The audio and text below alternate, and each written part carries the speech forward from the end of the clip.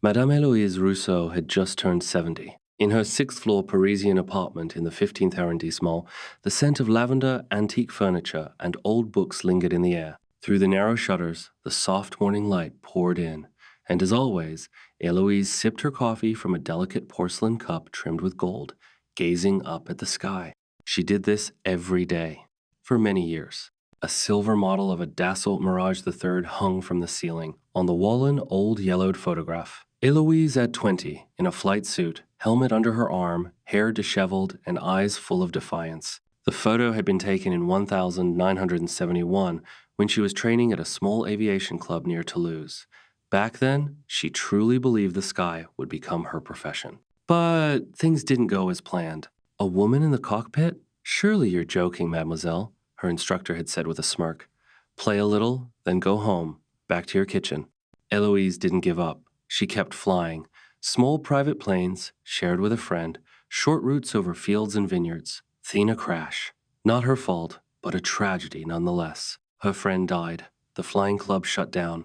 Her parents insisted she move on. She worked for the postal service, then in a library. Married a pharmacist. Had a daughter, a grandson. Her dream of flying became something like an old, dreamin', unrequited love. She tucked away beneath duties and silence. But her heart was still in the sky. Her neighbors called her eccentric. Madame Rousseau often stared through binoculars at the planes taking off from Orly. Sometimes she swore she could smell the jet fuel, hear the voices of air traffic control, see clouds from below. Only her grandson, Thomas, truly listened. Grandmother should have been born a bird, he joked. Or 50 years later. Or just born a man, she sighed.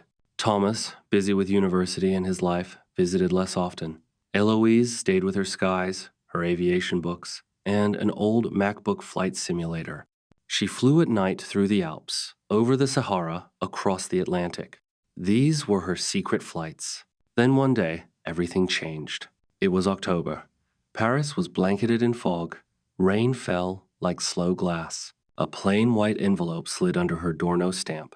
No return address. Inside, an invitation, signed. Flight Club 70, Decept, La Dernière Chance. Location, an old military airstrip near Chartres. Time, October 16, 5:45 a.m. One sentence below. Some dreams don't grow old. Some wait for a final takeoff. Eloise woke up at 4:15 a.m. not from her alarm, but from a strange pulsing energy she hadn't felt in decades. She stared into the mirror. Wrinkles, sagging skin, fragile neck all present. But in her eyes, something young, stubborn, almost reckless. She dressed. Old coat, scarf, gloves. She placed a photo of herself in the Mirage 3 in her bag, along with her driver's license. Why? She didn't know. It just felt necessary. Paris was still asleep when she left. No buses yet. She walked to the RER station. Bought a ticket to Chartres. The conductor stared at her like she was Mada's 70-year-old woman traveling alone before dawn, eyes glowing. The train rumbled forward. Lights flickered outside. It reminded her of that first trip to the aviation camp in her youth, the smell of grass, the hum of propellers, the dreams unclouded by gender or responsibility. Flight Club 70. What was it? Why, La Dernière Chance, the last chance. Who could have known about her dream or the photo she'd never shown anyone? The Chartres station was cold. No taxis. She walked along a quiet road until she found the sign. Aérodrome militaire désaffecté. Décommissioned military airfield. Beyond the fence-open land. Rusting hangars. And lights. On the runway stood a sleek white plane, clean, as if freshly built. At the stairs, two men in black jackets. One smoked, the other held a tablet. Madame Rousseau? The smoker asked, not looking up. Yes. You received the invitation. Flight leaves in 15 minutes. Sign here. He handed her a form. It looked official, but odd. No logo, no explanation. Just Flight Club 77 voluntary, no compensation, no guarantees. Where are we flying? That depends on you, the second man smiled. There's only one passenger today. Just you. Eloise looked at the plane. Her heart pounded like it did the day she kissed her first flight partner under the wing of an old Cessna. She took a step, then another, and climbed aboard. Inside simple. One pilot, one seat for her. The pilot was young, or seemed so. Dark glasses, helmet, a calm smile. Ready? He asked. I've been ready my whole life, she replied, fastening her belt. The engines hummed like something waking from a long sleep. The dashboard came to life, lights blinking, dials dancing. Eloise sat upright, back straight. And for the first time in years, she didn't feel old. You'll take control 5 minutes into the flight, the pilot said. I'm just here for takeoff. Excuse me, what? There are no passengers, only pilots. Or those who should have been. Is this some kind of stunt? This is your chance, Madame Rousseau. The one you never got. Don't ask why, just fly. Before she could respond, the plane rolled forward. Slow at first, then faster, still. Takeoff, a real one. She felt it not just in her body, but in her soul. Like she was breaking free from gravity, from regret, from time. Beneath them, France slipped away. Fields, roads, lights, then clouds. The pilot pressed a button and released her controls. Now you, heading 031. Hold at 11,000 feet. Her hands trembled not from fear, but from something deeper. She reached for the yoke. It was warm, alive, waiting. She flew, steady, confident.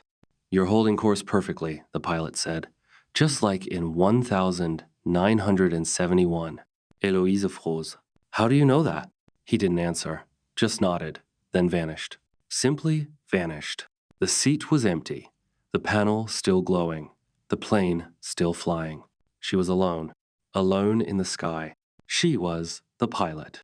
Minutes passed. Systems worked. The aircraft held altitude. Her hands were steady. Then came a message on the screen. Flight Club 77. The choice is yours. Options. End flight. Return. Continue. True route. Final takeoff. She reached for the first. Stopped. Hard understood. She chose the third. Final takeoff. The aircraft shifted. Hard. Upward. Light poured through the windshield. White. Blinding.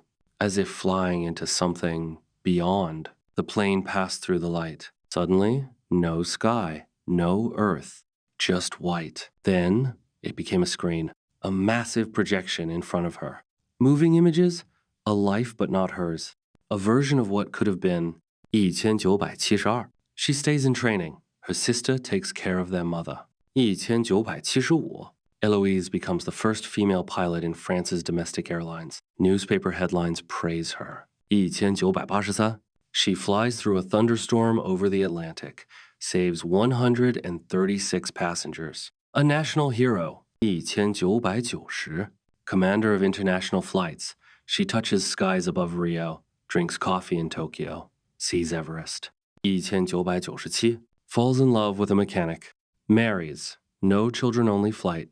Only sky. 2003. Retires. Writes a memoir. Becomes a legend. 2015. Dies peacefully at 62, sitting on a decommissioned aircraft carrier. Eyes on the sky. Ashes scattered in the wind. Eloise cried. It wasn't grief. It was truth. A vision of who she might have been. Fearless. Free. Then another message. But you chose differently. This is not regret. It is reality. And now, one last choice. Wake up. Complete flight. Heffingershua. Return to her frail body, quiet apartment, pills, and silence. Or she pressed. Complete flight. Silence. Then heartbeat. 1, 2, 3. She awoke. Not in the plane. On the floor of the old hangar. Alone. No aircraft. No lights. No pilot. Just dust and cold concrete. But something was different. Her back didn't hurt. Her fingers were steady. Her knees strong. She stood, fully, without pain. At the hangar door stood her grandson. Grandma? Thomas? You disappeared for 2 days. We called the police. What? You look different. She looked at her reflection in an old window, still elderly, but renewed. I flew, Thomas, she whispered. Truly? Or almost? He didn't understand. But he didn't question. 3 months later, Eloise began flying again. She renewed her medical certifications, passed entrance exams. At age 70, she enrolled in a private pilot school. Journalists asked, why return now? I'm not returning, she smiled. I just never had the chance to take off. Now I do. A year later, Eloise took off solo for the first time. Her aircraft's GPS signal vanished over the English Channel. Weather: clear. No mechanical issues, no distress signal. No wreckage, no trace. 9 minutes after disappearance, air traffic control in Orly recorded an anomaly. An unidentified aircraft. Ascending. Straight up at an impossible speed. Then gone. On the radar screen appeared one final message. Flight Club 77.